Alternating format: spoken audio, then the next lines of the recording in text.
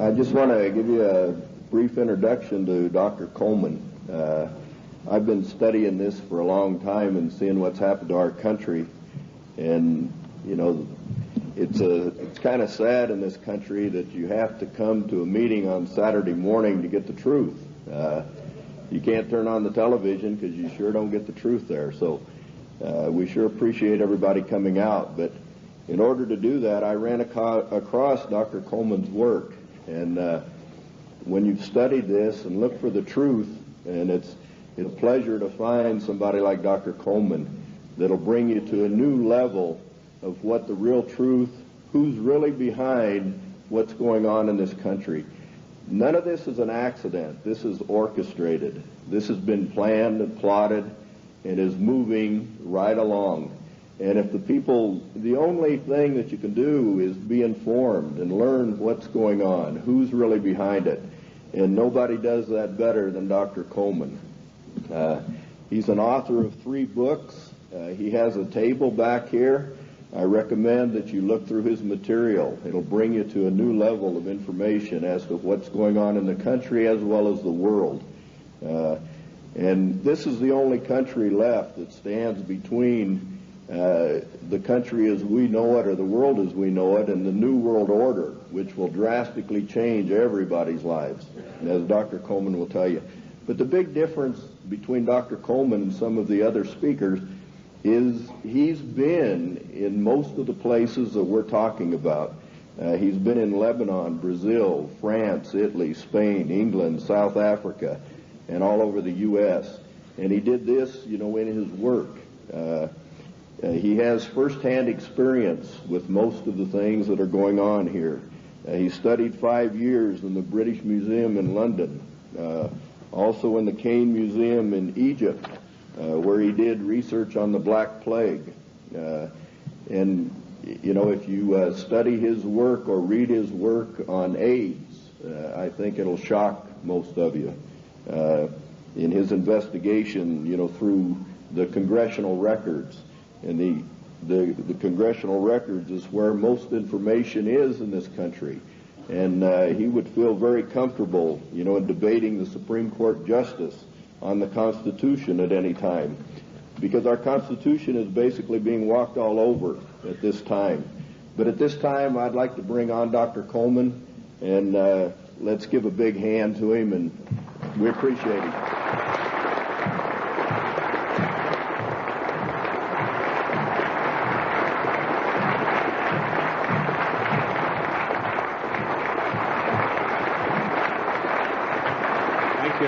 Thank you. Ladies and gentlemen, thank you for that great welcome. It's indeed a great pleasure for me to be among you here this morning. Looking at all these big fellows around the place, I feel a little small in stature, but I would remind you what Wellington told the German General Blücher at Waterloo when he rode up to inspect Wellington's troops. He saw the Scotch and the Irish Guards on the hillside. He rode through them and he turned to Wellington and said, "They're rather small, aren't they?" And Wellington said, "Yes, but they don't run away."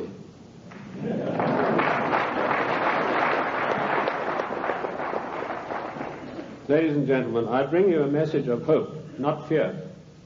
A message that I hope will galvanize us all into much needed action.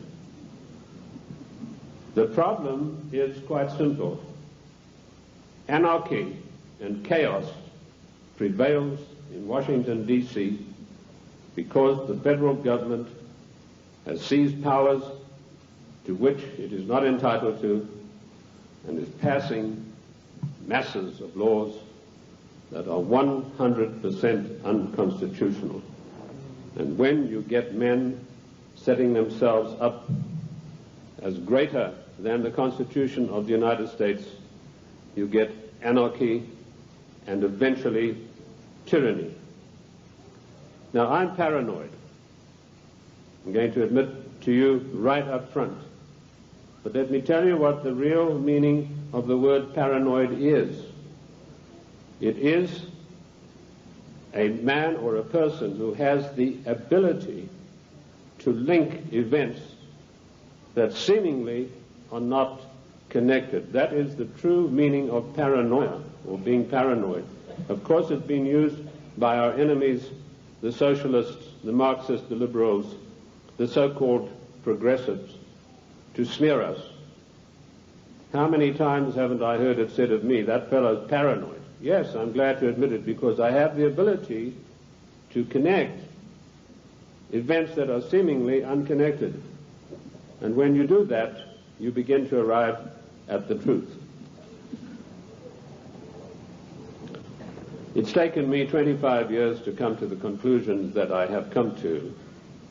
And I want to tell you that one of the biggest things I discovered in my work was the existence of a supranational committee composed of 300 men.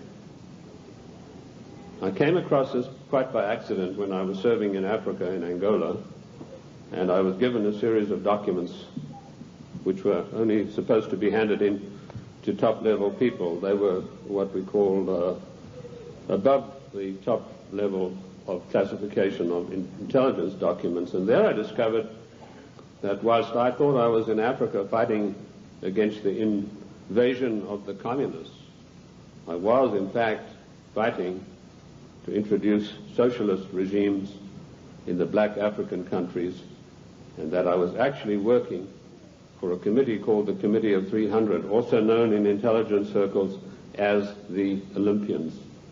I'll stop right there, and I want to digress for a moment and tell you the word intelligence. It's been bandied around a great deal in the United States. I've seen people writing this and that and the other intelligence newsletter.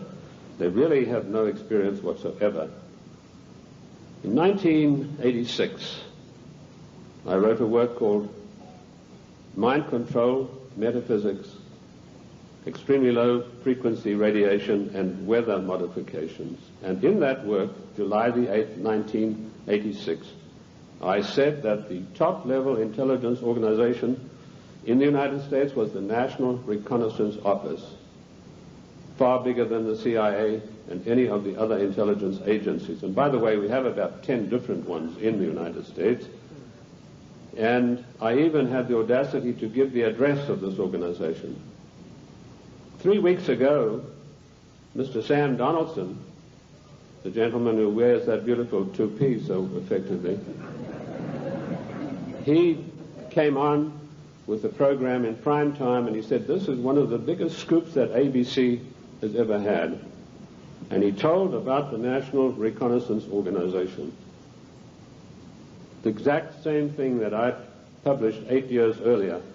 I tell you this to set the stage so that you'll understand I do have some experience and that I know that of which I speak.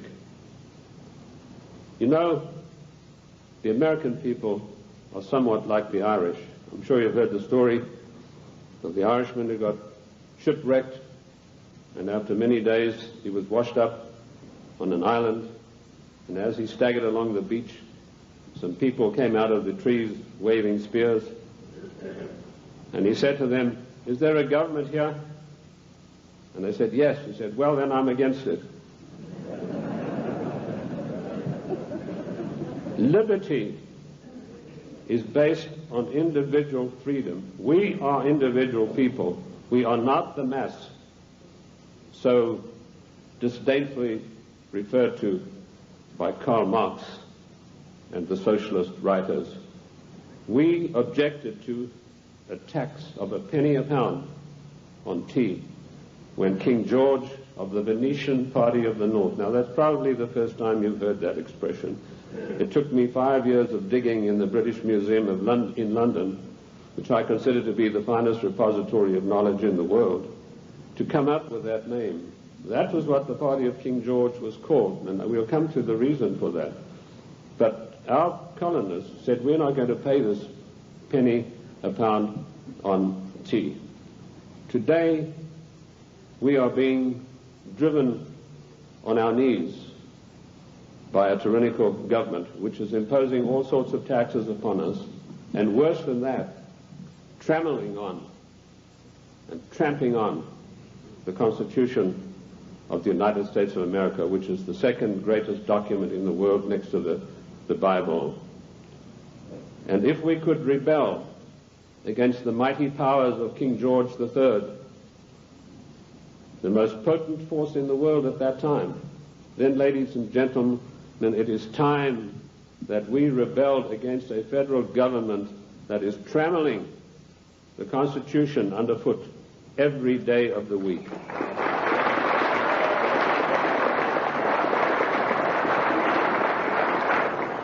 King George III of the Venetian Party of the North did more than that. He sent Adam Smith, a servant of the British East India Company, to formulate a policy which he called free trade. And by the means of free trade, Adam Smith, a greatly beloved economist of the Marxist, the socialist, and the liberals, hoped to bring the small manufactories and the industries established by the colonists to their knees. Let me tell you unequivocally that free trade is piracy. There is no such thing as free trade. We have to reject this constant brainwashing to which we are subjected.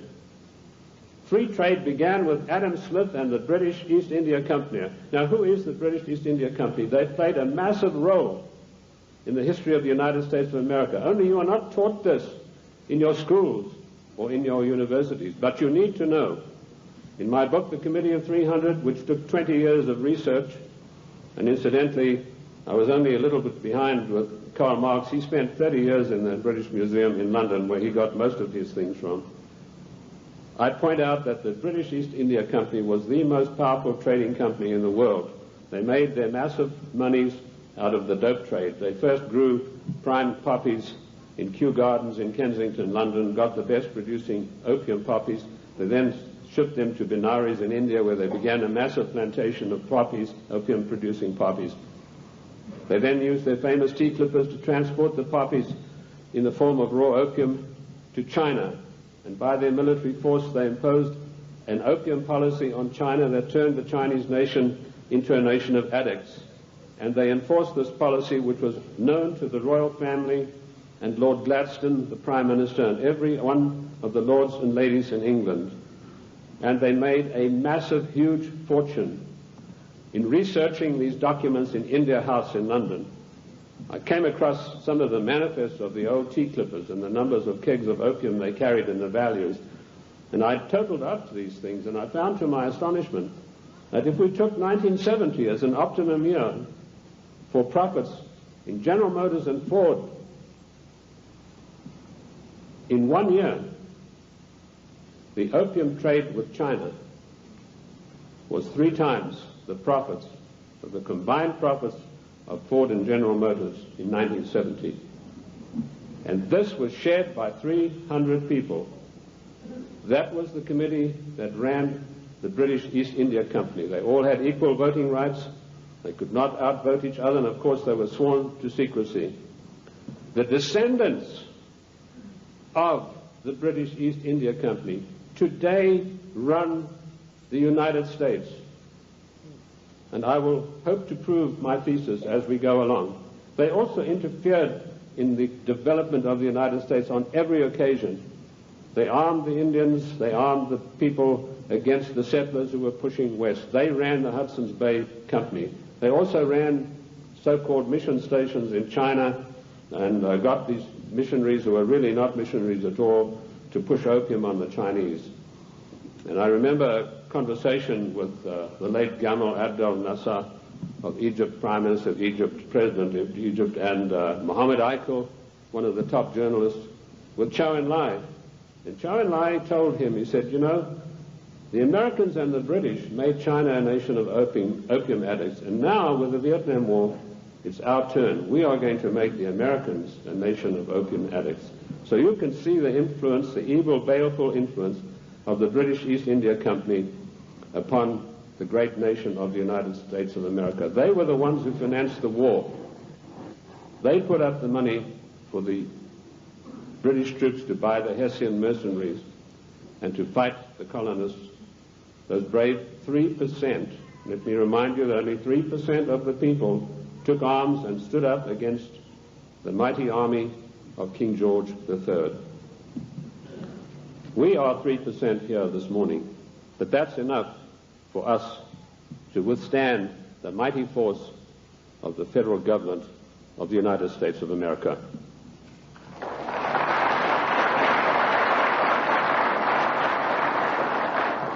These 300 men in the Committee of 300 still run the world today with an iron fist. Their wealth is untold, cannot be measured. I know I looked at some of the records that I could find in Italy, in Rome. I've done most of my work on location, and this has always been invaluable to me. And I came across the families in Italy who were called the Fondi, meaning the people who had all the money. They were all members of the Committee of 300, the Lucatis, the Recanatis, the Volpi du Miseratis. These people are so wealthy that they would make David Rockefeller look like a piker. That is how rich they are. And this is the committee that runs the world. Now, in my book, The Committee of 300, I name every one of them. This is not a book that talks about they. It gives you specifics. And I must say I do the same thing in my new book, Socialism, The Road to Slavery, which was 10 years in researching. On July the 4th, 1789, George Washington told the Congress, it is necessary for us to impose tariffs to protect the manufactories of our colonies. That was the first trade barrier. Now, let us dispose for once and for all with the words that have been implanted on our minds, like isolationist, and you are for restricted trade, and you are against global trade. The United States of America did not grow great on global trade. The United States of America grew great on the hard labor of the people who lived in those days and the wise protection barriers put up by President George Washington, because immediately after the war they tried, the British, to try to down the United States through so-called free trade, which is nothing but piracy. Free trade, ladies and gentlemen, is a one-way street which allows other countries to dump their products on our markets to the detriment of our own people. That's what free trade is. It's strictly a one-way street. The trade barriers were increased by Lincoln, Garfield, and McKinley, and all three presidents paid with their lives for that policy. Disraeli was particularly incensed with Lincoln. Disraeli was the British Prime Minister at the time, and he ordered British MI6 to assassinate Lincoln, which is what they did, the same way as British MI6 publicly executed President John F. Kennedy at a later time. Our founding fathers and our presidents saw the value of trade barriers. They realized that we, if we wanted to progress, were not to be the dumping ground of the world. And I'm going to leave that subject for now and return to it later.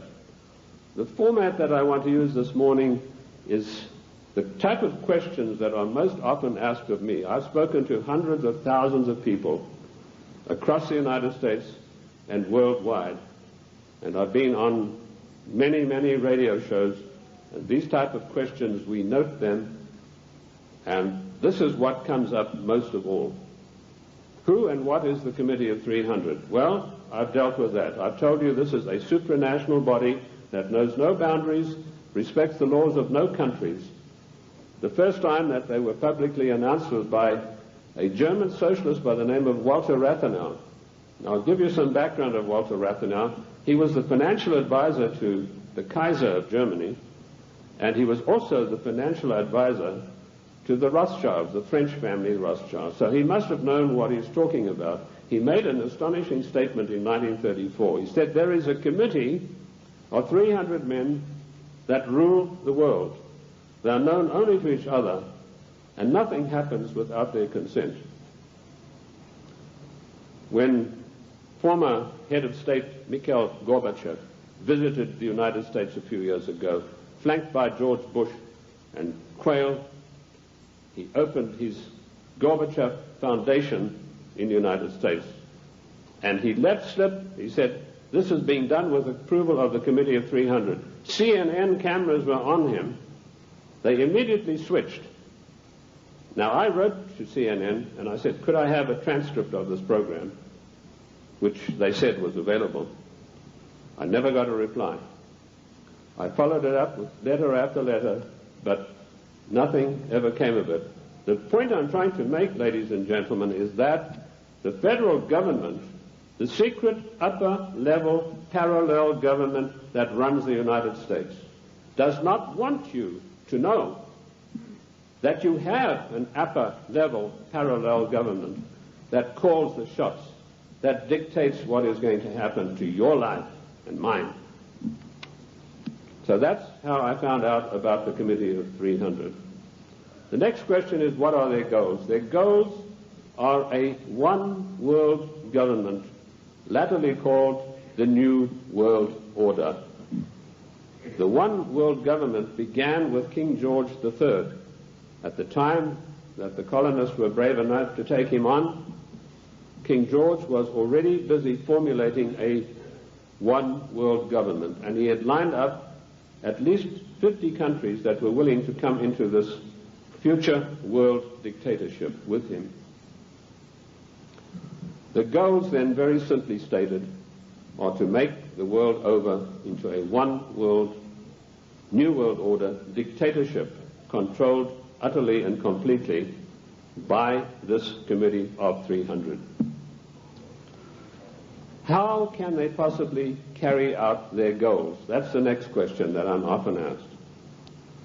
They do it by dint and by virtue of their fantastic wealth and the fact that they control thousands of the top banking institutions, the political organizations, insurance companies. In fact, one of the giant insurance companies, a man called me and said, do you mean to tell me that they are controlling the Metropolitan of New York? I said, the Metropolitan of New York is peanuts. He said, how can you say that? That's a giant American company. I said, well, compared with the Sicurezza de Generali de Venezia, it's peanuts.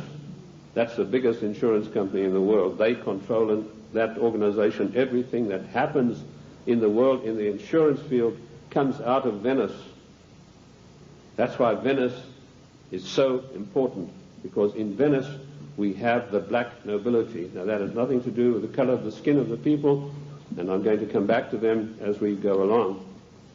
So the goals are a one-world dictatorship of the most brutal kind, and how they carry it out is they have these interface banks, insurance companies, mining conglomerates, every conceivable control in politics, including the Democrat Party of the United States, which is, of course, since 1980 behind closed doors at a secret caucus in Washington, D.C.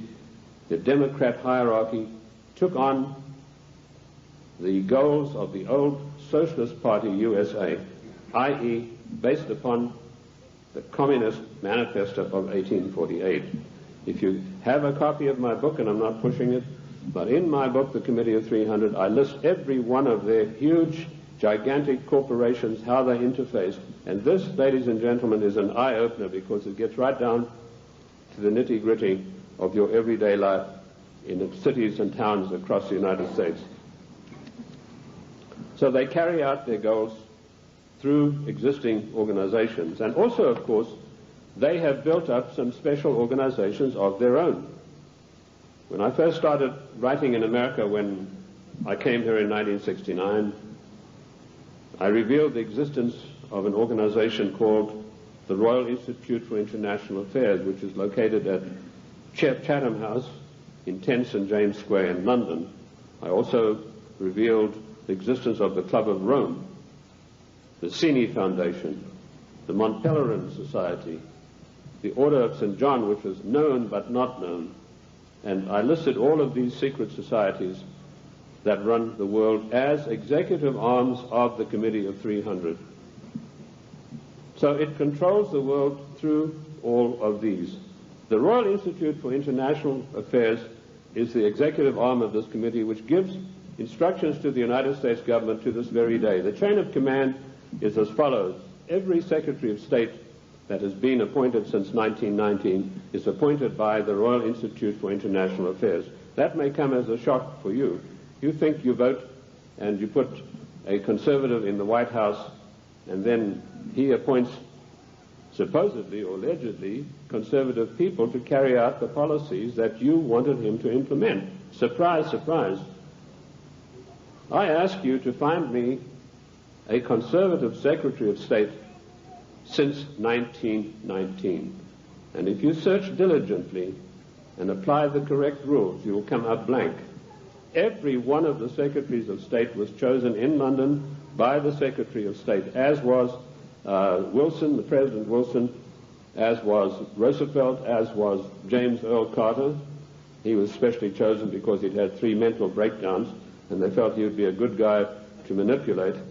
Oh, I'm talking facts. I'll tell you the story of that. In my World in Review news magazine, I wrote that, James, I'm digressing a bit here, but it's necessary to do that now and then. It's not a sign of a bad speaker, although I don't put any laurels around my own neck. But James Earl Carter was not a known entity in the American scene.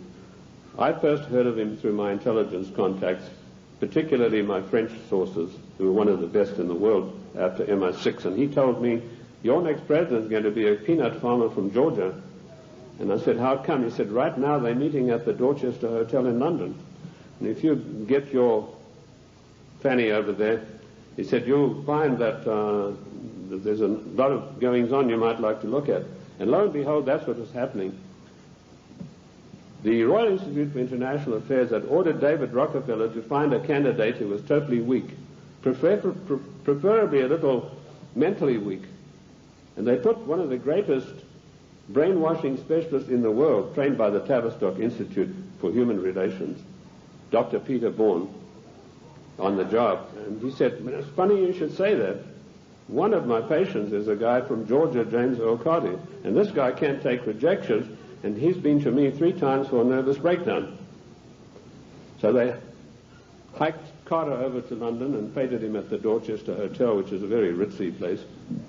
And they feted him and wined and dined him. And the next thing we saw, Time, Newsweek, every newspaper in the country, James Earl Carter. Now we, in our little magazine, World in Review, we told those of our subscribers, this man is your next president. We also did exactly the same thing with William Jefferson Clinton, because we had the story of the Club of Rome. We knew who Agnelli was. We knew that Agnelli had had a huge love affair with Mrs. Pamela Harriman, and that Mrs. Pamela Harriman was the doyen of the Democrat Party, and Mrs. Harriman had been given the task of finding the next president of the United States, a socialist. And she picked up Clinton and said, you're our boy. But there's one snag. Clinton went up there brushing his forelock back, said, well, you know, there's one problem. My wife's left me. So Mrs. Harriman was dumbfounded. She said, well, you better give it back in a hurry. And he said, no, she doesn't want to come back to me because of my tryst with other women. That's how he put it. My philanderings would have been a better word, but he said tryst with other women. So Mrs. Harriman sent for Mrs. Clinton, and she duly came to New York, and she sat her down and said, look, if you want to be the first lady of America with all the attendant prestige and power, you better forget about your husband's philanderings and get right back to him. And that is precisely what happened. And when I heard that had happened, I knew this guy was the next president. And we wrote that in our news magazine. And sure enough, a year later, here came marching into the scene William Jefferson Clinton. So the RIA, the Royal Institute for International Affairs, does control everything that happens in the United States. They give their orders to the Morgan Guarantee and Trust Bank on Wall Street. And the chief executive officer of that organization is Dennis Weatherstone. And he duly relays the orders over to the Secretary of State, whoever that happens to be. And he then relays the orders to the President. There was one exception to this, and that was during the illegal, 100% unconstitutional Gulf War. Now, I'm going to use a word, and I apologize to the ladies for this, but I need to tell you this graphically to illustrate the power that the Royal Institute for International Affairs exercises over the affairs of the United States of America. when George Bush was hesitating and didn't know whether he should get into the Gulf or not, the Prime Minister of Britain, Mrs. Margaret Thatcher, came over to the Committee of 300's headquarters at the Aspen Institute, Colorado, and this is the phone call that she had with George Bush. She said, "George, this is Margaret. Apologies to you, ladies president. Get your ass up here. I've got some orders for you about the Gulf War."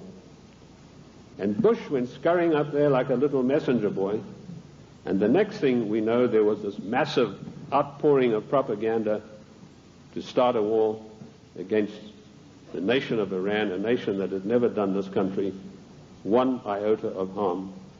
I use those illustrations in order to give you the extent of the control that is exercised by this Committee of 300. There are many other societies that are operating for the RIIA. The Illuminati, which has been around for many, many years. I've written a work called The Illuminati in America, 1784 to 1994. A lot of people think this is an ancient secret society that's gone away. They think that Adam Weishaupt had a quarrel with the Catholic Church and that's it. Don't you believe it? 13 of the top families in the United States are in the Illuminati today, and they have a big say on everything that happens politically in this country. Then we have the Society of Cincinnati, which I don't think many of you will have heard about. That is an ultra secret society to which every president of the United States is forced to belong, including our so-called conservative presidents. And I point this out to you to show you that it doesn't matter who is in the White House. This Committee of 300, through the Royal Institute for International Affairs, through the Council on Foreign Relations, exercises complete control. But their strongest arm is called the Club of Rome. Now, when I first heard of the Club of Rome in 1969, I immediately began my investigation. And as Ken told you, all of my investigations have been done on location. Every one of them. The Club of Rome is one of the most insidious, baneful organizations in existence today, which has done intolerable, immeasurable harm to the United States of America. This Committee of 300 told a man called Aurelio Pecchi to form this Club of Rome with the main object of bringing down the industries and the agricultural development of the United States. He immediately wrote a paper in which he said there are too many people on the earth, and that the United States, with its industrial development, its agricultural development, is responsible for this curse of overpopulation. And he picked up the documentation for his work from Lord Bertrand Russell, a senior statesman of the Committee of 300. And Lord Bertrand Russell had written a work called The Impact of Science on Society. And if you can ever secure a copy of that book, which I doubt you'll be able to get, you will see in there that he said the world is grossly overpopulated and we have to get rid of at least half of the world's population, and it doesn't matter how we do it. So the Club of Rome was instituted and organized to start an attack on the world's population using the United States as the whipping boy. And they came up with a paper called the Zero Growth Post-Industrial Plan for Industry and Agriculture for the United States of America. 3 days after that plan was accepted as official United States policy by James Earl Carter, I was able to, through my intelligence people, get a copy of this insidious document. Basically what it said was that the middle class in the United States of America had to be destroyed, because in the coming push to a world order, the middle class would be the stumbling block, because history had shown that the peasant class in ancient days, when they had revolted, were just easily crushed. There was no resistance.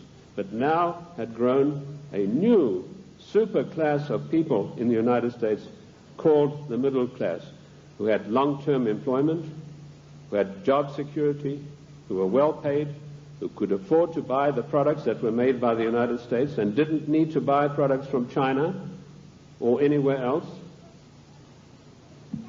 And the Club of Rome post-industrial zero-growth paper said, this has got to stop. We have to bring down the middle class of the United States. And the way that we will do this, the way that we will accomplish this task, is by crushing their industries. In 1980, based on this report, I wrote a small work, a booklet, called The Death of the United States Steel Industry. And in that I told of a French aristocrat by the name of Etienne d'Avignon, and I'm sure there's not a single steel worker in America out of a job who's ever heard of this man's name. But they put this aristocrat onto the job of destroying first the steel industry. In my book in 1980, I said that by 1985 we would have silent blast furnaces. The rolling mills would be stopped. There would be no more shipbuilding. We'd have thousands of skilled workers who'd passed the skills of their trade down for generations, who were forever dispossessed of their jobs. If you go to the northeast United States today, ladies and gentlemen, and I've just been up in Cleveland where I had a very good radio address I gave there, you will find that what I said in 1980 has unhappily come to pass. In 1970, the United States had 5,000 ships built by good United States know-how, using good United States steel. 5,000 ships sailing the high seas. Last year, we had exactly 270 such ships. And at least 50,000 steel workers permanently out of a job, jobs that will never come back. What happened? Did we suddenly lose our marbles? Did we suddenly lose that great American know-how of getting things done? Did we lack finances? Did we run out of money? No. None of those things happened. What happened was this dastardly Club of Rome had sent their emissaries to the United States to deliberately destroy our steel plants. And they did it by opening the doors of so-called free trade. And everybody who signed the NAFTA treaty and everybody who signs the GATT treaty when it passes is a traitor and a seditionist.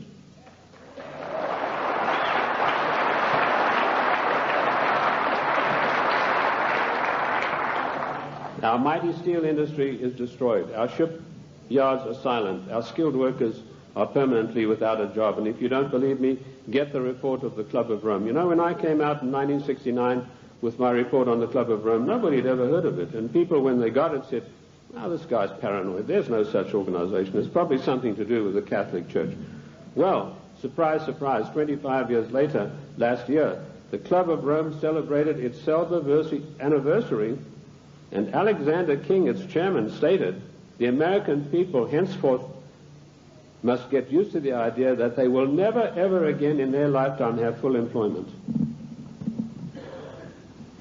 What a scandalous thing that our government is fully cooperating with this organization built up by the Royal Institute for International Affairs to destroy the middle class of the United States and to add to the policies of global genocide. And that brings me to the next question. What is the Global 2000? Once again, when I heard about this policy, it was 3 days after it had been accepted by the United States government as its official policy. And the Global 2000 was a blueprint for mass genocide produced by the Club of Rome. Basically, what the Global 2000 calls for is the destruction of half of the world's population by the year 2050. Hence the title 2000. They built a case based on Bertrand Russell and H.G. Wells' findings that the world was going to be overpopulated, would be a terrible place to live in. That was picked up by a fellow called Robert Strange McNamara, and a stranger individual you're not likely to meet in this world. And this Miller had a conference of all the leading bankers about 12 years ago, and he said the biggest menace facing the world today is the American middle class and overpopulation. He linked the two together. And he said, by the year 2050, this is the state of the world.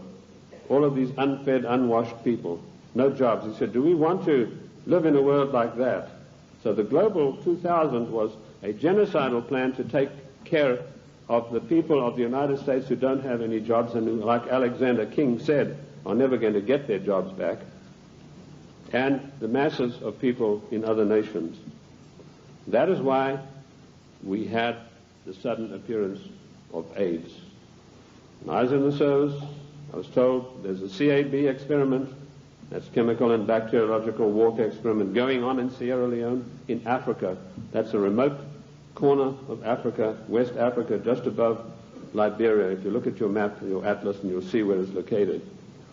Why Liberia? Extremely hard country to get to. You have to fly from London. That's the only way you can get there. You land on an island, and then you've got to take a ferry across to the mainland. And of course, all people taking the ferry are heavily scrutinized. And I managed to work my way. I was told the Americans were doing the CAB experiment. I managed to work my way to within striking distance of a small mission station. And what I discovered was that these blacks were coming in from the bush to this mission station with broken arms or an ulcer on the leg or something like that. And they were ostensibly being treated there, but they were dead by the evening. What was actually going on was that a laboratory had been set up using Lassa fever virus. Now at that time, Lassa fever was one of 4 viruses that could jump the human-animal barrier. And it was a deadly virus. They were trying to create a virus that could be mass-produced and it could be sent out through the World Health Organization to get rid of millions of people in the world. But the Lassa fever virus proved uncontrollable. It killed 3 scientists who were working there. So the orders came from Washington, burn the place to the ground, and that's exactly what they did within a radius of 100 miles. They bottled up some of these viruses they'd been experimenting with and took them back to the Centers for Disease Control in Atlanta. There they began again, but again they escaped and killed 3 more scientists. So they incinerated the whole laboratory, sealed it off and incinerated. The same experiments are now going on in Harvard University right now. But they're not using the Lassa fever virus. That has proved to be too tough for them to handle. Instead, the United States government gave millions of dollars to the United States military chemical and bacteriological warfare establishment at Fort Detrick, and they began experimenting with the AIDS virus. I knew about the AIDS 3 years before the word ever came out in the world, in the United States particularly, because of my field work in Sierra Leone. The British government used their Porton Down CAB facility. It's easier to get into the Bank of England vaults than to get into Porton Down. All the deadliest viruses in the world are being crafted there, in pursuance of the goal, the Global 2000, to decimate the world. Shortly after this experiment had finished at Fort Detrick, the World Health Organization started a massive vaccination campaign. They said, for once and for all, we're going to wipe out the scourge of smallpox. They chose Africa and Brazil, launched a massive vaccination campaign. Immediately, AIDS began to appear. Thousands and thousands of people began dying of the strange new virus, which the World Health Organization then said had come from the bite of a green monkey. They forgot to tell you the green monkey's been there for centuries, and he'd been biting people, if he ever did, for centuries, but no disease of that nature had ever occurred. The World Health Organization deliberately took this virus, which was crafted from a series of animal viruses, including Mediavirus sheep, which destroys the brain, which is why you find AIDS patients get dementia probably first before any of the other AIDS-related complex diseases appear. And they began vaccinating innocent people on a massive scale, and they began dying like flies. Why Africa and why Brazil? Because those 2 countries had the biggest black population in the world. And I want to tell the black people of the United States of America, do not trust the Democrat Party. Do not trust government. Do not believe that government is your friend. To you, to them you are dispensable, the same way as we are. Millions of people died. I went through Uganda on an inspection tour, and I saw whole areas decimated where previously there had been small towns and villages. There was not a living soul in sight. And that is going on today. The AIDS epidemic is completely out of hand. It swept the world. It's been swept under the carpet in the United States of America. We were told that this is a disease which is passed by homosexuals. True enough, but that's not the primary cause of it. This is a crafted virus that was spread throughout the world to decimate the population. Coming behind them, and we reported this about 2 years ago in our World in Review news magazine, is the Vibro 19 cholera virus, a deadly killer. You get this cholera in the morning. If it's not immediately treated with massive doses of expensive antibiotics, you'll be dead in a day and a half. This epidemic swept India, carrying away millions of people. I don't know if you've heard of it in the press. I doubt it. Behind that is a deadly strain of malaria, and some of our forces in Somalia contracted this disease, a strain of malaria which acts almost like the HIV virus. It attacks the human immune system. And behind that, the Black Plague. Now, you've had some experience with Black Plague recently. Experiments were conducted in this area and in California with the Black Plague, distributing them, these plague viruses, to definitive areas by means of enfolded scalar waves using extremely low frequency radiation, which was a warfare technique developed in 1934 by the great Soviet virologist V.A. Gertchev. This is not Buck Rogers stuff, ladies and gentlemen. This is today's deadly truth. So some of the Indian reservations were targeted, and all of a sudden they began dying of Black Plague.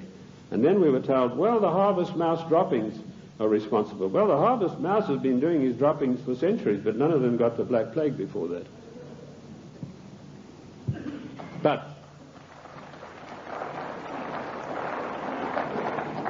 what happened immediately following the so-called population control meeting in Cairo? There was a sudden and violent outbreak of Black Plague in India, and it is still going on, and it is not under control. This is all part of the Global 2000 mass genocide plan. I know something about the Black Plague because in my research in the British Museum I discovered that the black Venetian nobility had none of their families or members had ever got the Black Plague. Yet the Black Plague, as you know, swept through Europe and killed half of the population of Europe. But none of their families ever got it. So I began seeking for the answers, and I found them in the Cairo Museum. So people said, well, how come, if these things are true, how are they going to protect themselves? They being the Committee of 300, their servants and their families, they have the means of protecting themselves by certain types of herbal compounds mixed with sugar. And they also have, of course, the protection of extremely low-frequency radiation, where using the technology developed by the great virologist Gertchev, who proved that every living thing on this earth has a vibratory cycle, and he was able to measure the vibratory cycle of various deadly viruses, and by vibrating them double their cycle, he would kill them instantly. So that's one of the defensive weapons that these people have got that will kill the plague if they ever get it. The same technique, of course, will kill cancer cells. But the medical profession, run by the Rockefeller family, who own all the pharmaceutical companies, do not want you to know this, because when you go in for the doctor, he's going to write you a prescription for a chemical drug. There's no chemical drug benefit out of extremely low-frequency radiation vibration. No profit to these people. So that's the Global 2000. Decimate the world's population, and particularly hit hard the United States middle class. How are they financing all of this stuff? They're financing it through the Fondi, who I mentioned to you earlier, the Venetian Black Nobility. Now, why are they called the Black Nobility? They're called that because of the vileness and the evilness of their deeds. These families date back to the 11th centuries, the Lucatis, the Recanatis. They were called, and the Guelphs, by the way, I'll come to them, they're particularly interesting. They were called that because of the evilness of their deeds. They made Lucrezia Borgia look like a Sunday school teacher. They had so much money, which is the outcome of the drug trade, the years of investing, the years of gaining control of every mining, mineral, gold, oil, natural resource of the world, that they can afford to finance these things. So the black nobility are the ancient aristocrats of Venice and Genoa, and they called that because of the nature of their deeds. The black Guelphs were one of the worst of them. Now, interesting enough, the Queen of England, Queen Elizabeth II, is a Guelph. She's not a Windsor. This was a title that was evolved in 1935 by her father to put researchers off the track. I like to include myself in that category, although I wasn't doing it then. I was much too young to be doing it, but he didn't like that certain people were getting hot on the track of who this royal family actually was, and so this was put out that they are the House of Windsor. They are not. They're the House of Guelph, and it's important for us to know that, because every time there's a financial crisis, it follows a meeting of the black Guelphs upon the Royal Britannia yacht of the Queen of England, which anchors off the coast of Venice, and all the world bankers meet over there and say, now this is what we're going to do to country X, this is how we're going to control this worldwide situation, and then they go off and give their orders to everybody. So that is the way it is done. I told you earlier that they controlled the United States. Even in the days of President Lincoln, they had him assassinated on the orders of Disraeli, and they then, of course, in later years, were able to elect one of the worst socialists we've ever had the misfortune to suffer under, Woodrow Wilson. Wilson was elected by a ploy. Of course, they got Teddy Roosevelt and the Bull Moose Party running as a supposedly third candidate to siphon votes off so that Wilson could be elected as a socialist president. Now, our eyes have been fixed on Moscow. We've been led down the garden path, ladies and gentlemen. All of the time we've been looking at Moscow, and we've been told what demons they are in Moscow. Rightly so. But all the time this was going on, the Trojan horse of socialism in Washington, D.C. has been stealing our country away from us. And in my book, Socialism, The Road to Slavery, I give you a full and factual description of exactly how this was done. In 1898, the Fabian Society, a socialist organization, sent Ramsay MacDonald, Prime Minister of England, to the United States to spy out the land. He came back and he said, there are two things in the way. You have a very strong middle class, and you have the Constitution of the United States, both of which have got to be destroyed before we can socialize America. The first step they took was getting a socialist president in office in the form of Woodrow Wilson. Woodrow Wilson was controlled out of England by Sir William Wiseman, head of the North American desk of MI6. Now, in case you don't know MI6, it is the most powerful and the oldest of all intelligence agencies in the world. They taught the CIA. They taught the Vatican intelligence. They taught the French intelligence. They taught the Mossad. They taught the Cheka. Captain Hill of MI6 went out and set up the Mossad.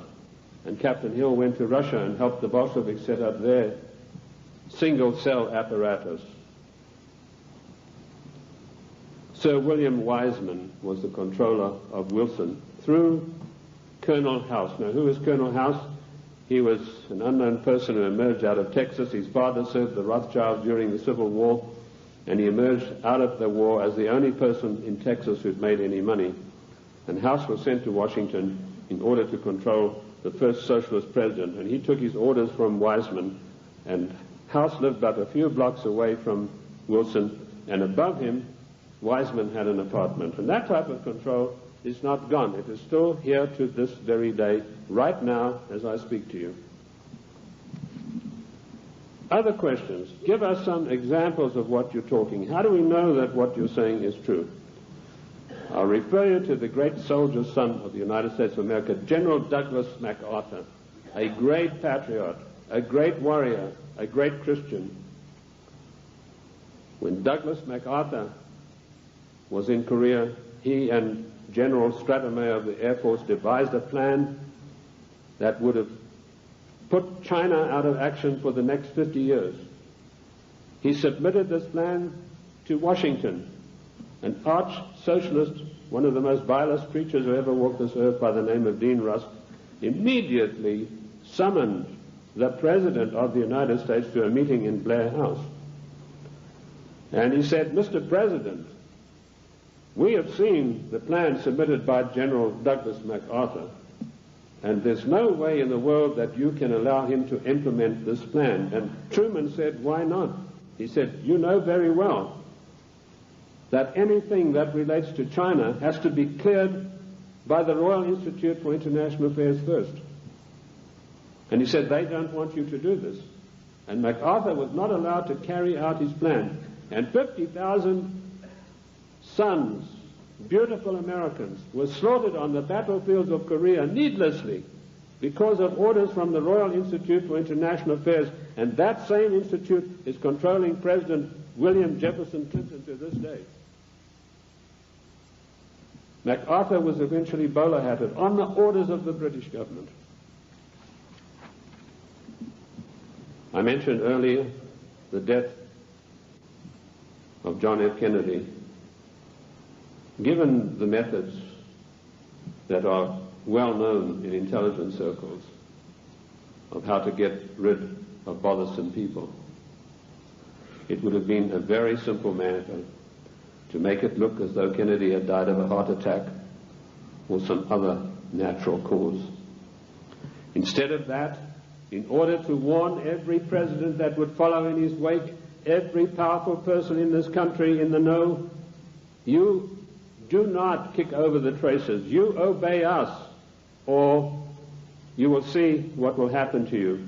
Kennedy was publicly and brutally executed in a plan carried out by British MI6 under the control of Sir William Stevenson and his lieutenant, a Canadian citizen by the name of Major Louis Mortimer Bloomfield. Now, you won't get that in any of the accounts of the Kennedy assassination. You'll find it in my book, The Committee of 300.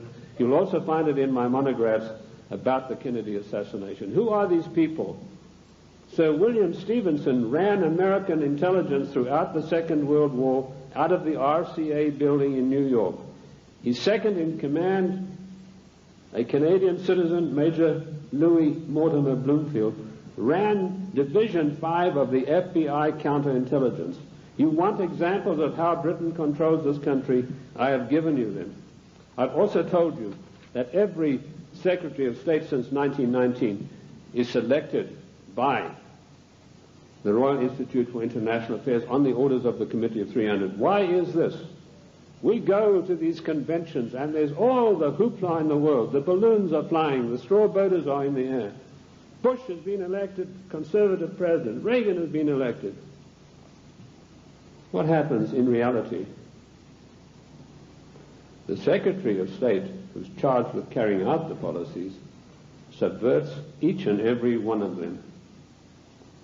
You show me a Secretary of State that has acted in the best interest of the United States of America since 1919, and I will give you the only money that I've got in the bank, which is about $1,500. You're welcome to it, because I know that you will not be able to do that. Every Secretary of State has subverted and acted in a treasonable manner towards the people of this great country. And when they haven't done it directly, they've done it through surrogates like Lachlan Curry, who ordered the military to jettison a shipment of arms destined for the great Chinese leader Chiang Kai-shek, to jettison overboard these arms in the Indian Ocean. And that's exactly what they did. We think that we elect our presidents. Ladies and gentlemen, we do not elect our presidents. They are selected for us long before we'd even heard of them. And I've given you 2 examples this morning of how this is done. The 300 office at Aspen keeps a tight control over every political event that takes place in this country. And it was this office, through Margaret Thatcher, that ordered President Bush to violate the Constitution of the United States of America and to violate his own personal oath to uphold the laws of the United States by sending our troops to the Gulf War against Iraq, a nation that had never done us any harm. And we did it by the dirtiest of dirtiest tricks. We got the daughter of one of the Al-Shabaab clan, there are over 400 of these people, and these are the most degenerate, disgusting people that you'd ever come across. The ruler has 140 wives. He doesn't have them all at the same time. When he gets tired of one, he says, I divorce thee 3 times, and she's gone. When the Iraqi troops came in there and they turned it over to the Red Cross in Geneva, 140 marriage certificates. This is the man that your sons and your daughters are propping up today in Kuwait in a most illegal manner, in violation of the Constitution of the United States of America. And Bush did a Texas two-step around the Constitution. He did not get the mandatory declaration of war. I'm not a lawyer, but I've studied the annals of Congress, the congressional globes, and the congressional records for 25 years. And in those pages will be found more wisdom, more in-depth information about the Constitution than you'll ever get from any law school. Anyway, most of the law schools have professors far to the left of Marx, and they don't know anything much about the Constitution. I talked to a few people, one lawyer in Congress, I said, what do you know about the Constitution? Well, I got 1 semester of law when I was at law school, and in that was something about the Constitution.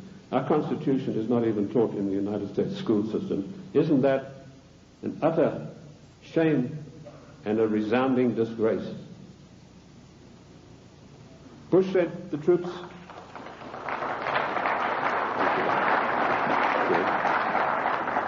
Bush did not get a constitutional declaration of war. This is a very difficult area of the Constitution. It's probably one of the most complex areas of the Constitution. It's a 5-step process that involves both houses making separate declarations, then joint declarations, then the army has to be informed, and then the public has to be informed, and then we have to be told whether this is a private war or a public war, i.e. whether all the armed forces are going to be employed or only one branch. In so-called police actions, the President has 45 days to use only one branch of the service. Bush violated his oath of office by going to the United Nations, to which we do not belong, and getting them to give him a so-called color so that he could send our troops to the Gulf. Our troops to this day are in the Gulf illegally, in violation of the Constitution of America, and we're still paying for it. The story that the Gulf states put up all the money, you go and ask the General Accounting Office, as I did, how much money have they paid? We are still paying for the Gulf War, and now we've got another huge bill to meet, billions of dollars, for Clinton's fantasies. To go out there and support this disgusting Al-Shabaab clan. I don't know if you know the story of Kuwait. It's really a horrendous one. I don't want to get into that too much, but that land was stolen from the Iraqi people by the British imperialists. They came in and drew a line through the sand right through the middle of the most important oil fields that had just been discovered, the Rumelia oil fields. Thenceforth, this is going to be called Kuwait. And they brought up these tame sheikhs from Bahrain and put them in as the rulers. And since then, they've been stealing the oil off Iran, and the proceeds go to the British banks in the city of London for the Committee of 300. They're just doing the same thing now in South Africa with the gold. That's part of their tactics to gain control of all natural resources through the world. I also touched briefly on Giovanni Agnelli and Mrs. Clinton and how she had left her husband, and Pamela Harriman. Pamela Harriman, for her duties in getting Clinton elected, was given a plum job as ambassador for the United States to France. And this is what happens to the traitors. Patriots are punished and traitors are rewarded. Dennis DeConcini, who voted for the giveaway of our property in Panama and who voted for the crime bill and every other obscenity that is passed by the federal government in violation of the Constitution, he's now going to get a plum ambassadorship when he retires, on top of his huge pension of something like $200,000 a year. I've been asked whether Clinton will stay the full term. Yes, he will. Clinton will stay the full term because he's been given a job to do, and that is to pass certain far-reaching socialist measures. And he's been very successful in doing that with the help of so-called Republicans. I personally am not in favor of political parties. I'm like George Washington. He said, political parties are baneful, and in the long run they are harmful. What happened in NAFTA? A so-called conservative, Mr. Newt Gingrich, who I wouldn't trust as far as I could throw him, went out and acted as the floor manager, as the party whip in true parliamentary style, and he whipped up 132 Republicans, so-called, to support NAFTA. And no doubt he will do the same thing with this dreadful GATT treaty, which is coming up in a vote in the lame duck session. So he's going to run, and I'll let you into some information which I just got a few days ago from French intelligence. Clinton would not be able to run on his record or anything that he's done or anything meritorious. So what he's done, he sent emissaries, and this is the first time you're going to hear this. You might hear it in 1996, but this is the first time you're going to hear this now. He has sent emissaries to Iran to dig and promise huge sums of money to any of the Iranians who will come up with the actual documentation of the scandal where our prisoners were kept there until Reagan was elected the president. And if he can come up with this documentation, he's going to keep them. In 1996, he's going to come out and say to America, I have here documentary proof of how bad your Republicans are, President Bush and Reagan. Look what they did. And on the strength of that, he hopes to run in 1996. That's what he's doing now. He's taking the money that he's not entitled to, and he's using it to bribe the Iranians to come up with these documents. I don't know that they will, because I think they like him even less than I do, and that's saying a lot. What is the Clinton agenda? Clinton has been instructed to socialize America, and let me tell you that the enemy in Washington is more to be feared than the enemy in Moscow. I've said this for years. What does socialism do? It forces changes upon people that they do not want and do not ask for. And we've seen how dangerous that is when we look at the programs that were supposedly programs invented by the United States government and by the presidents. A man called Stuart Chase, an arch-Fabian socialist, wrote a book called A New Deal. Frances Perkins, who was the first female socialist cabinet minister appointed in the United States in the Roosevelt administration, she got hold of a copy of this book and she ran to Roosevelt and said, look, this would be a marvelous program for you. So in the 1932 Democrat and by the way, don't call them the Democratic Party because they are not. We are a confederated republic. We are a constitutional republic.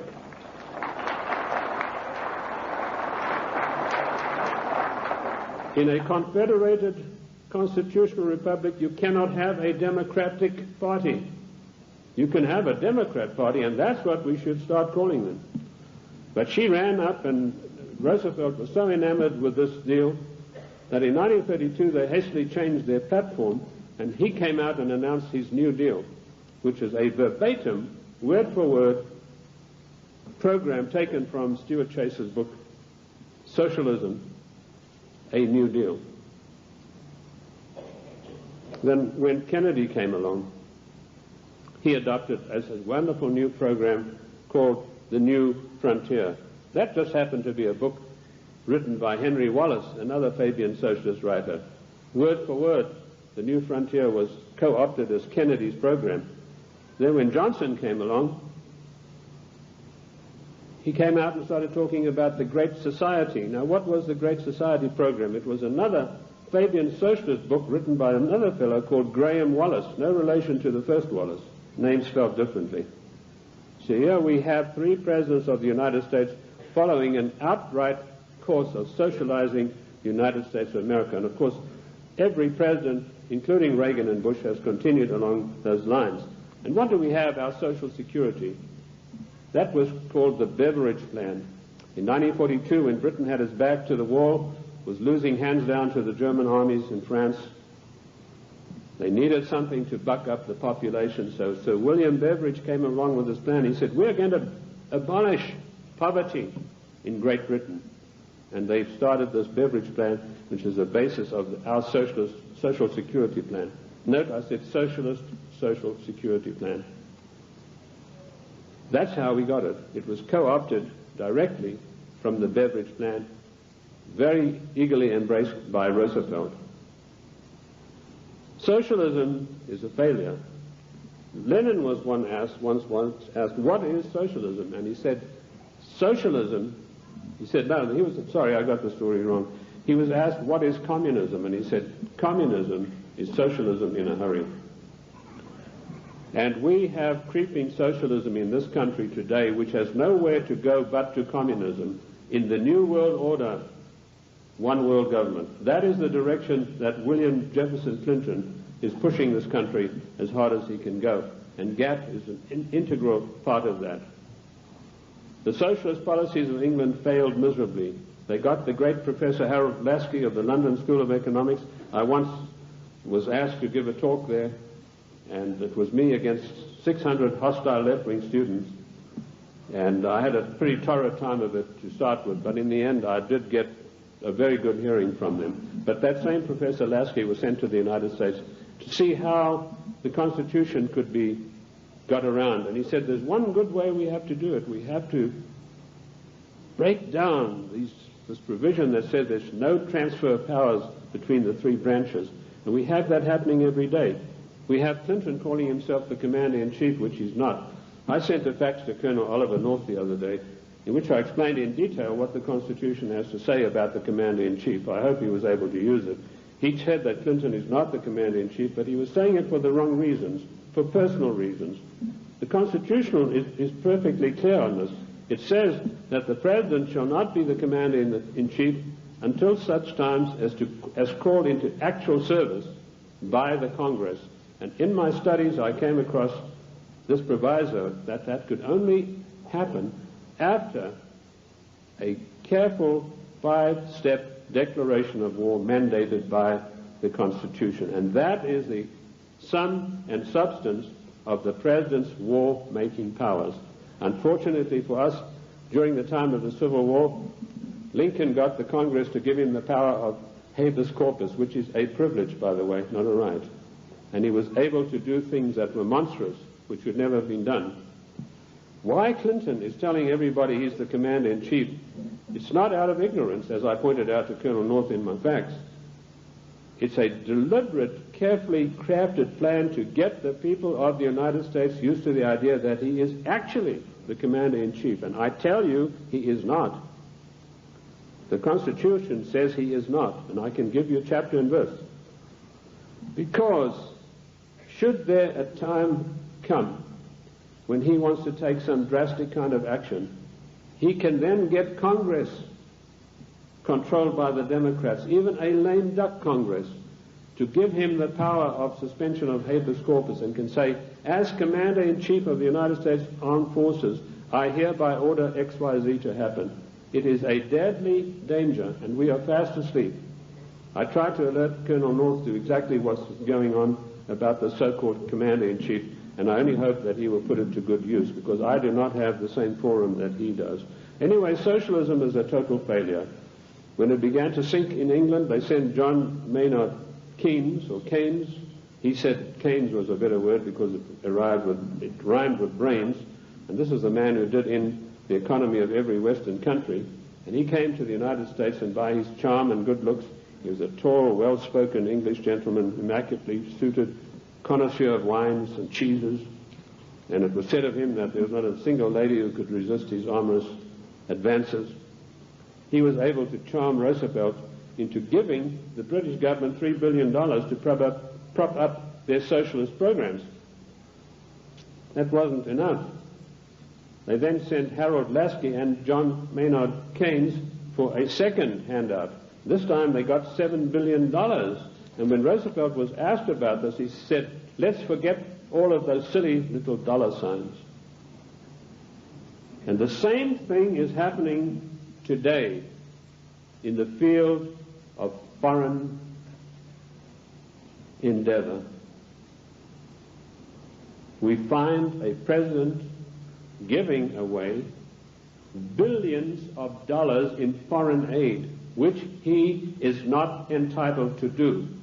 I have searched the congressional records, the congressional globes, the annals of Congress, to find out if there is an empowerment for the federal government, our Congress, to dish out billions of dollars every year like a Santa Claus to foreign nations. And I could not find it anywhere. And where the Constitution is silent on a provision, it means it is a prohibition of that provision. What I did find was that when President Monroe was trying to get us involved in Latin America, he tried to get some money sent down there. And the Congress stood on its hind legs and said, this is a matter that's out of your purview. This is a matter for the Congress, and we deny you foreign aid because it's not constitutional.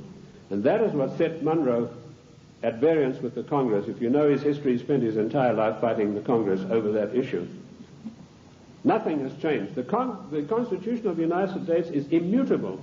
I violently disagree with Justice Ginsburg, who says the Constitution is flexible. The Constitution is not flexible. Our founding fathers meant it to be an immutable document that would stand the test of the ages of time and foil people like William Jefferson Clinton and Roosevelt and every other dictator that is going to follow, unless we stand up and take back our states' rights.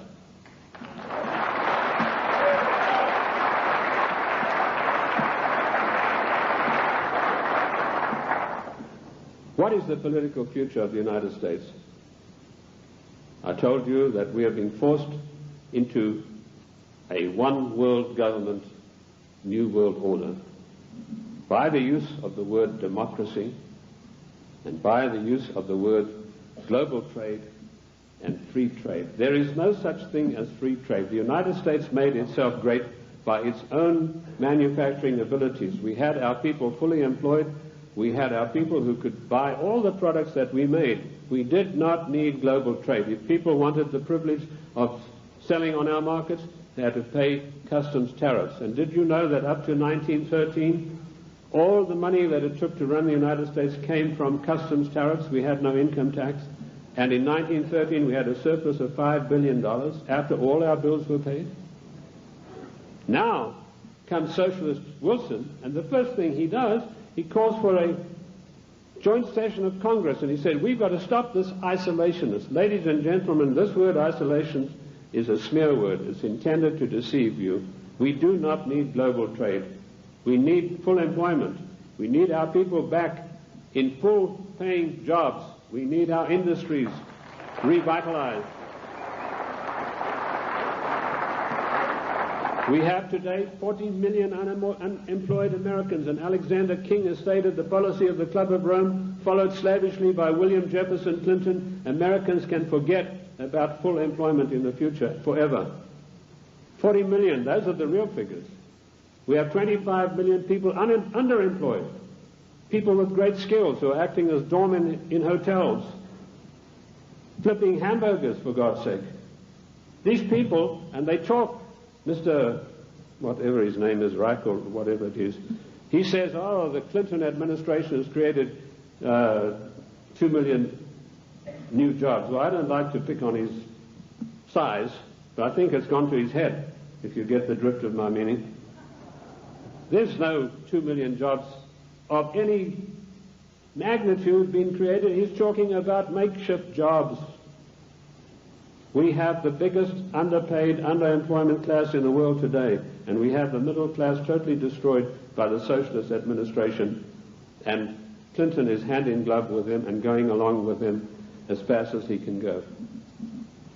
We have become the dumping ground for the world's products, and that has put our people out of jobs, reduced our standard of living, the object of the exercise being that one day we shall be no better than a third world country as far as our standard of living. Take the shoe industry. In 1950, only 4% of shoes sold in America were imported shoes. Every president that came along knocked down the tariffs against shoes, imported shoes. Today you have China, Taiwan, Malaysia. 84% of shoes sold in America come from those countries, which means a total unemployment in the shoe industry of this country of over 250,000 people. Isn't that a scandal and a disgrace? That we open our doors and allow these people who we subsidize with foreign aid to come back and dump their products and put our people out of work. In future, historians are going to say, this was the maddest nation on earth to allow this insidious war to be waged against them. And that's what it is, ladies and gentlemen. This is a war to the death for the United States of America. The only thing that is making it unrecognizable as a war, there are no big drums being beaten, there are no flags waving, but we are being insidiously destroyed in a trade war. And GATT is a coup de grace to kill off the American middle class for once and for all. And while in passing to GATT, did you know that one of the provisions, I've read the 26,000 pages of this GATT document, and I want to tell you, I don't believe a single one of our senators or our members of the House have read this document.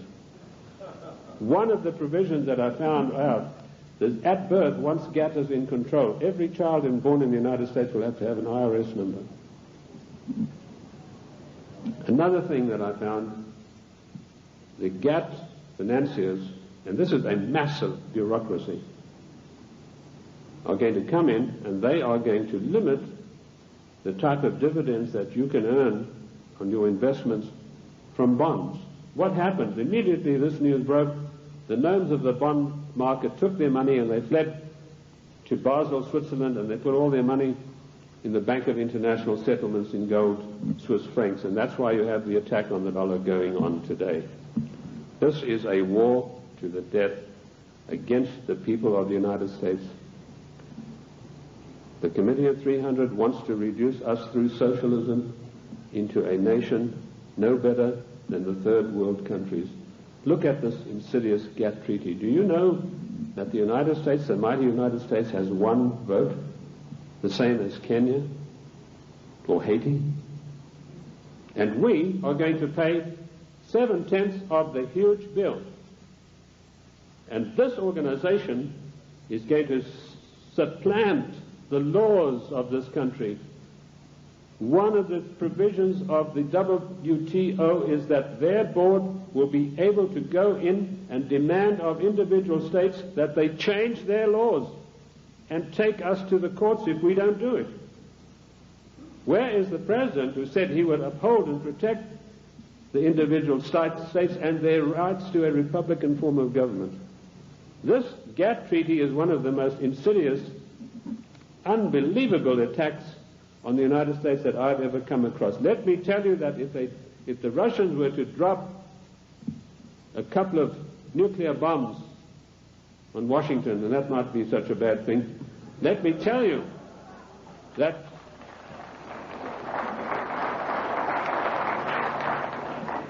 they could never hope to do the damage that GATT is going to do. Ladies and gentlemen, you have to marshal every one of your resources. This GATT treaty has got to be fully debated. Once before, twice before, we were forced by the one world government, new world order into far-reaching situations that affected the national life and the character of our people without a national debate. The first one was the so-called United Nations question mark treaty. In 1946, this treaty was forced through the Senate by an exercise of arbitrary power. Arbitrary power is forbidden by the Constitution. Yet you have Comrade Dictator Mitchell, the leader of the Senate, saying he's going to allow about 2 days to debate GATT, which is 26,000 pages of documents. That is an exercise of arbitrary power. If we had any men of guts in the Senate, so-called conservatives, they would walk out en masse and say, we are not taking part in this effort to denigrate and destroy the Constitution of the United States of America. And you can imagine what an effect that would have.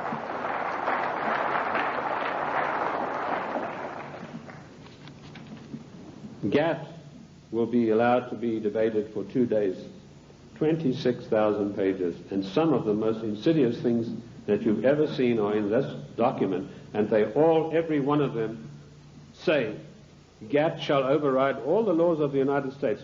The President and our senators and our House members are supposed to uphold the law of the United States. If they sign GATT, they're guilty of sedition and treason.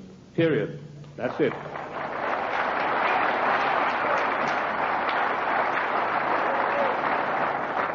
This came as a natural outflow of the United Nations Treaty. I found there that 5 senators, listen to this for a disgrace, ladies and gentlemen, 5 senators actually read this United Nations document.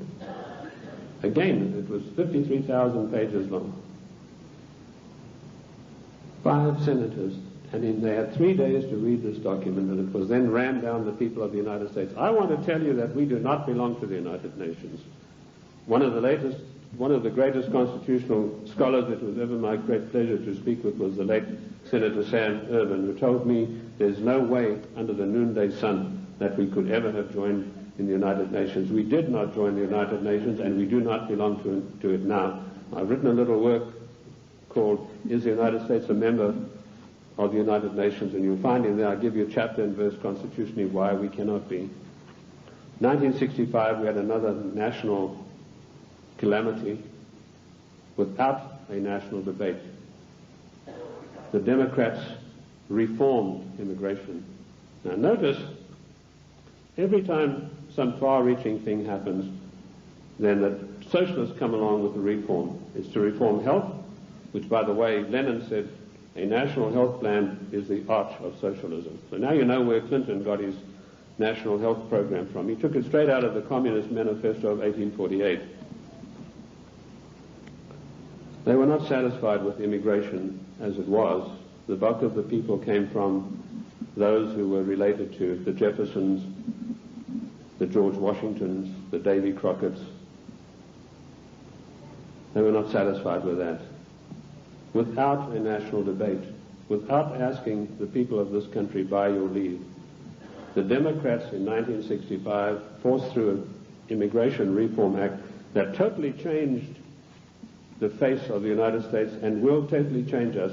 And one of the architects of that was the same Dean Rusk, the swine who stopped MacArthur from bombing the Chinese back to the Stone Age, and, of course, Nicholas Katzenbach.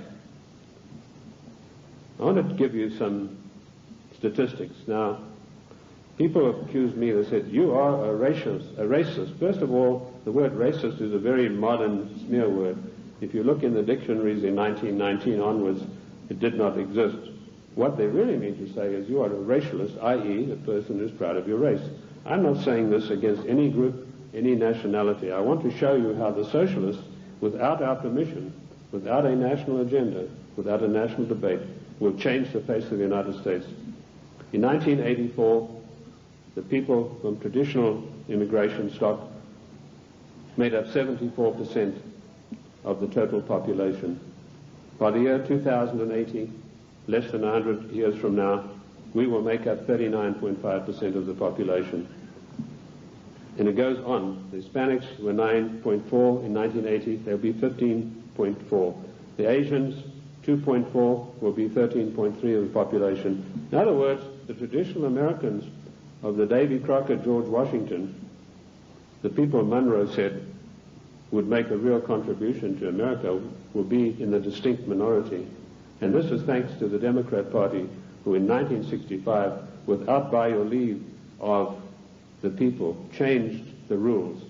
And now they've got us blindsided by concentrating on illegal immigration. Illegal immigration is nothing. That's a small problem. The legal immigration that was authorized in 1965 without your permission, that's where the big problem lies. These statistics were provided to me by a man called Lee Bouvier, who was one of the leading advisors to a former INS official. And of course we know that abortion is another way in which the population is being diminished. I have challenged judges all across the country to show me in the United States Constitution, where is there provision for abortion? And I've yet to see. Oh, they say in the Fourth Amendment. Don't you believe it? The Fourth Amendment has nothing to do. It doesn't mention the word abortion. And where a word is not mentioned in the Constitution, it is a prohibition of that word. There's no such thing as free choice. This is a communist doctrine brought to this country by a woman called Madame Calonte. Madame Calonte you've probably never heard of, but she is the inventor, the author and the finisher of NOW and NARL and abortion. It's all in my book, Socialism, The Road to Slavery. Where do we stand now? I told you that we're in danger because the separation of powers mandated by the Constitution are being broken up every day. You now have the idiocy of Clinton having line item veto. That means if he doesn't like something, he can go and veto just that line that he doesn't like. That is breaking down the separation of powers forbidden by the Constitution. Also meddling in trade. The President has no right to be meddling in any treaty whatsoever. That is strictly for the House according to the Constitution of the United States. And I've dealt with the Commander-in-Chief situation already. We need to understand the seriousness of the Commander-in-Chief. Lincoln said that if we allow this title, he said, we are then putting presidents where kings stood. And he said one of the most hated powers of kings was their ability to make war at any whim that came to their mind. And if we do not stop this Commander-in-Chief nonsense with Clinton, that's where we're going to find ourselves. We are already there with Haiti, and we are already there with our troops being sent to Kuwait. I want to tell you that the cost of the Middle East peace so far, to you, the American taxpayers, is $38 billion, and the clock is still running. Jordan was given $4 billion to sign this treaty. The other nations have been guaranteed credits and all sorts of things that will bring up the total to $38 billion for this so-called peace accord in the Middle East to come about. Of course, it's doomed to failure, but that doesn't matter. In the meantime, it makes the President of the United States look good. We need to understand something. I told you today there's anarchy and chaos in Washington. That is because the United States government is a government of strictly limited empowerment. It cannot just willy-nilly go making bills. For a measure to be introduced into the House, it has to be in consonance with or in pursuance of something already in the Constitution. If it is not, it is unconstitutional. And I've looked at 3,000 bills passed in recent years, and every one of them are unconstitutional because they were new things that some lighter-than-air incendiary fairy-head liberal said, well, I'm going to introduce this into the Congress. I'm going to have this law passed, like Dinah Swinstein's 19 assault rifles banned. There's no thing in the Constitution that would allow her to do that. Specifically, the 10th Amendment is very, very precise, and I can quote you 54 instances where this is mentioned in the Annals of Congress, the Congressional Records and Globes. The 10th Amendment is a restriction on the federal government. Our founding fathers were very frightened to give unlimited powers to the federal government. Daniel Webster said we must cage them like a lion, must not give them unlimited powers. It is a government of limited powers, but particularly the 18 amendments. And just to make sure that the federal government would understand this, in the 18th Amendment, there's a little title that's very important. It says they can only do things that are necessary and proper. And I want to ask you, is rushing our troops off to Kuwait to protect the income of the decadent Al-Sabah family, whose money goes to the Royal Institute of International Affairs banks in London, is that necessary and proper for the United States to be doing? We don't get any benefit out of that. No. The 18th Amendment, necessary and proper. The 10th Amendment, the police powers of health, education, and police protection are entirely reserved for the states. And I can quote you 48 court cases from the Annals of Congress, from the statements made by the Founding Fathers. Those powers were never surrendered to the federal government. Therefore, the federal government has no business interfering in health matters, national health plan, no business interfering in crime bills, that's a matter for the states, and no business interfering particularly with the Second Amendment. I was in New York the other day on a radio program, and a very irritated, angry lady said she was a professor of law from Columbia. She came in on the program and she said, "You don't know what you're talking about." She said, it's not a right to bear arms. I told her exactly what it was.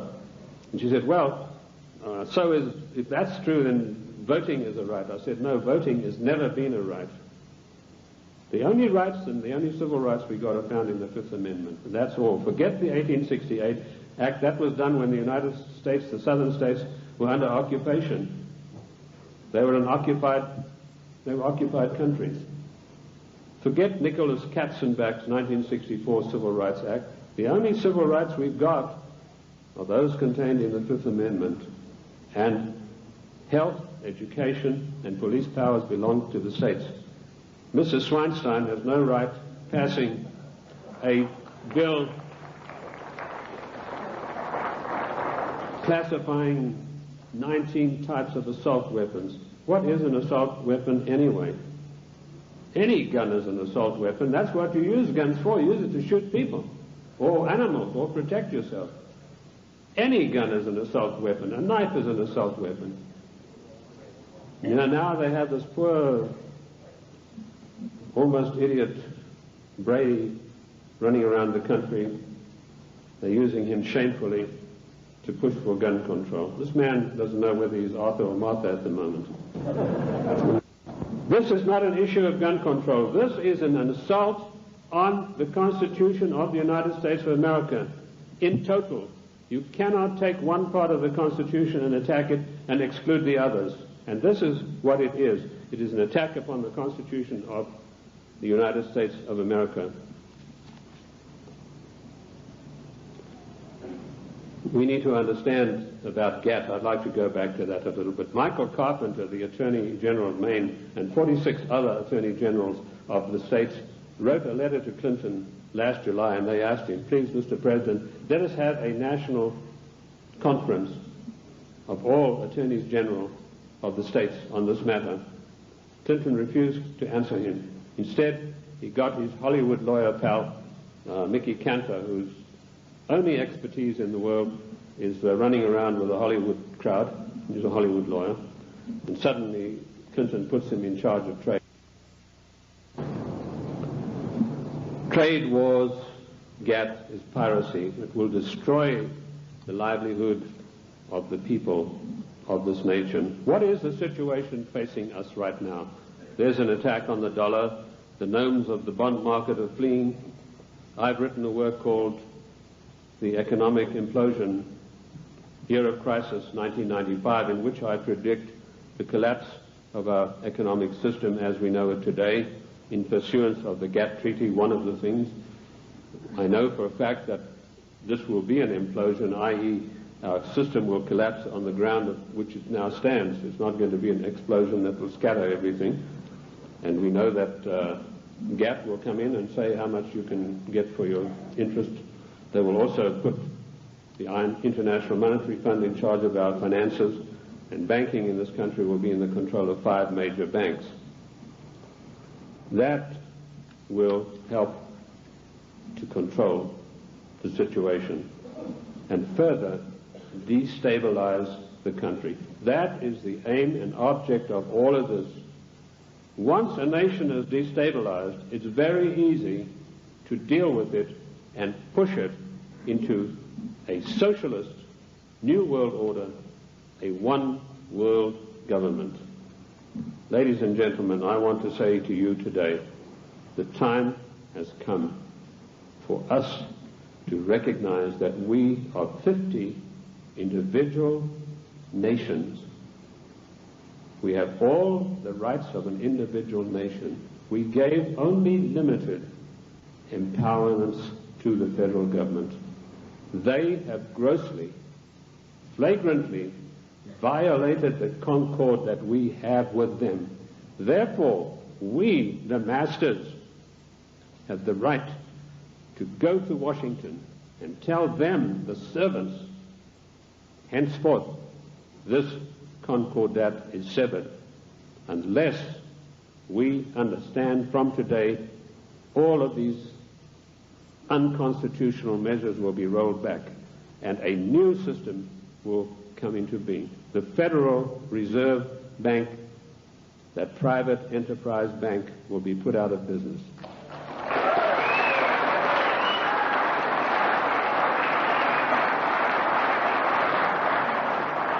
Ladies and gentlemen, this is not anarchy.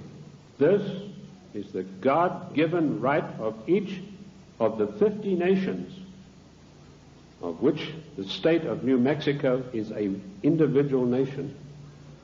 We are the only entity in the entire world that has a legal document that allows us to dissolve the federal government without resorting to violence and bloodshed.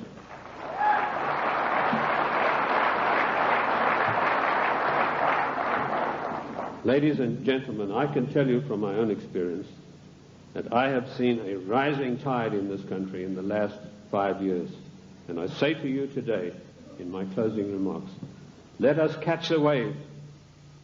My own plan is to form an organization, a foundation, if I can get people with money to back me, where I will teach what I've learned from the Constitution, what I've gleaned from the annals of Congress, the Congressional Globes, and the Congressional, to maybe 100 educators, lawyers, if you will, other people who are interested. Teach them what I know, which is enough for them to confound the Chief Justice of the Supreme Court of the United States, not to mention those fairy heads we have in the House and Senate.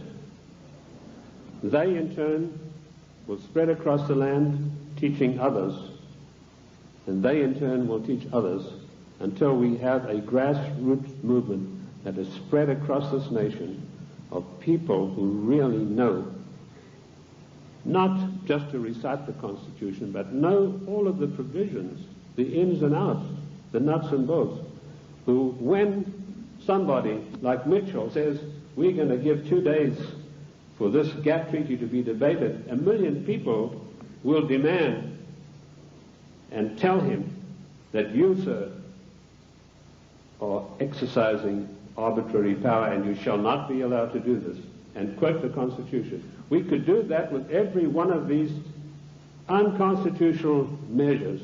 It is the federal government that is creating anarchy, not we, the people. Thank you, ladies and gentlemen. Thank you. Thank you. Thank you. Thank you. Thank you. Thank you.